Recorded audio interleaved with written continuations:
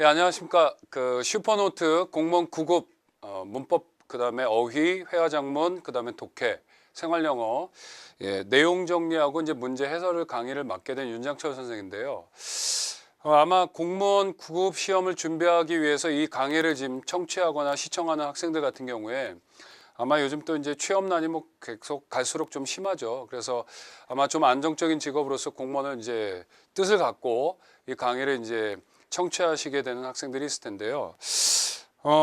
일단은 뭐 수험 생활로서의 어떤 준비 기간이 짧고 길고를 떠나서 어쨌든 간에 내년에 보는 시험이든 또는 그 이상을 보든 여러분들이 준비하실 때 뭐 경우에 따라서 좀 처음부터 기초와 중요한 부분들을 잘 정리하고 착실하게 하시면 비교적 단기간에도 좋은 결과를 얻을 수도 있지만 대부분 이제 첫 부분에서 조금 방향성이나 공부에 이제 방향을 제대로 못 잡으면 의외로 이제 불필요한 시간을 이제 시행착오하는 경우도 좀 있는 것 같습니다. 잘 아시는 것처럼 공무원 9급 시험은 일반적으로 포맷 자체는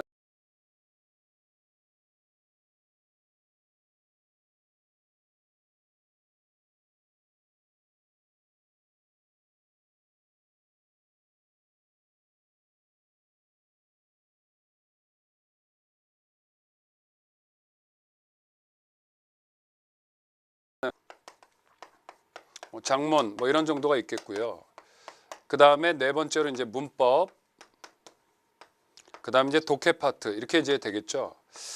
그래서 총 이제 20문항을 대략 25분 동안에 풀어야 되니까 사실 이제 실력이 좋은 학생이나 또는 저처럼 가르친 사람마저도 실력은 월등히 좋은데 이제 시험이라는 그 포맷이나 형식에 맞게끔 철저한 훈련을 하지 않으면 그 좋은 실력을 갖고도 사실 결과가 안 좋을 수도 있습니다.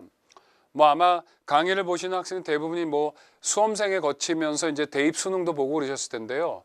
아무리 내가 고등학교나 또는 재수를 했든 그 이상을 했든 열심히 공부를 해서 실력이 막 나아지는 것 같아도 실제로 시험의 성격과 취지를 정확히 알고 그다음에 그에 맞는 형식적인 훈련들을 철저하게 하지 않으시면 뭐 풀 때는 몰랐는데 또 집에 가서 보면 다 풀리고 또 아는 것 같은 것도 당황하면 또 모를 수도 있고 이런 여러 가지 이제 낭패를 보기 쉬운데요. 그래서 그렇다고 뭐 너무 기계적으로 뭐 기능적으로 어떻게 풀고 뭐 스킬이나 요령 이런 것만 해서도 또 사실은 미천이 너무 부족하기 때문에 공허한 점수가 나오겠지만 기본적으로 중요한 사항들을 착실하게 챙기시면서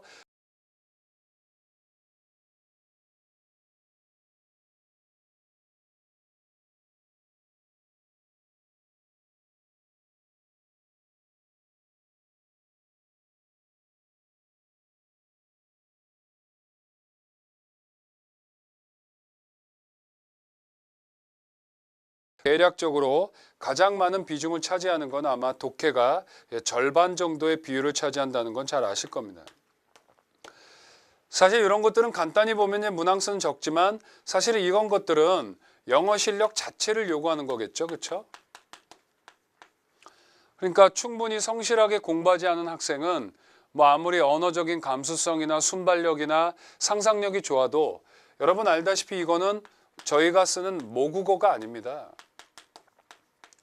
심지어는 저희가 쓰는 국어 시험도 시험으로 보면 어려운 게 많잖아요. 그래서요, 충분히 성실성을 갖고 실력을 차곡차곡 쌓아가신 학생만이 좋은 점수를 받을 수 있겠고요.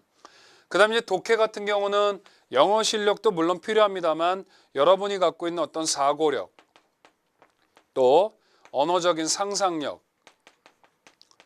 뭐 이런 것들이 또 굉장히 중요하겠죠. 그러니까 영어 실력이 좋아도 영어 글을 많이 읽으면서 글을 읽고 생각하고 상상할 수 있는 이런 훈련을 하지 않으면 이 실력은 좋지만 또 독해 실력은 또 잘 안 나올 수도 있고요. 그래서 어느 것 하나 경중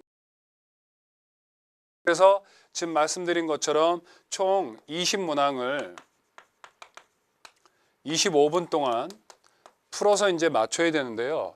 대략적으로 합격권이라는 게 뭐 조금 그날 그때 난이도에 따라 다르지겠습니다만 대략 한 80점 정도 이 정도를 9급 정도에서 아마 합격선으로 볼 수 있지 않은가. 그러면 이제 쉽게 말씀드리면 예를 들어서 독해 쪽에서 뭐 한 2개 정도 틀린다고 보고 또 이쪽 파트 쪽에서 한 2개 정도 틀리면 이게 80점이 되는 거죠.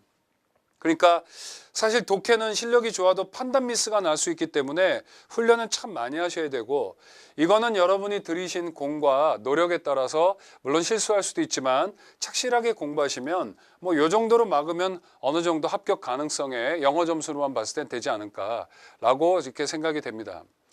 그리고 이제 올해 실시됐던 2013년도에 4월, 5월, 6월에 국가직, 지방직, 서울직 그 시험들을 보면 예년 경우와는 다르게 굉장히 좀 어렵게 나온 추세입니다. 예를 들어서 그냥 영어 실력 좀 알고 독해 훈련하면 되는 게 아니라 마치 이거는 무슨 뭐 사고력을 요구하는 까다로운 문제들이 독해에서 많이 나왔고, 그다음에 이런 부분들도 그렇게 쉽지 않게 나왔고요. 그다음에 이제 기출 문제들 한번 구해서 보시면 알겠지만 시험지의 글자 폰트나 자간의 간격이 아주 빡빡하리 많지 보기에도 이렇게 버거울 정도로 부담스럽게 시험이 출제됐죠. 그래서 작년과는 다르게 좀 내년을 보고 또 앞으로의 공무원 시험을 단단히, 또 기존에 해왔던 친구들도 잘 돼왔다 하더라도 최근의 경향이 좀 어려워지는 추세니까 그런 면을 좀 잘 트렌드를 파악하고 준비하시는 게 중요하겠고요.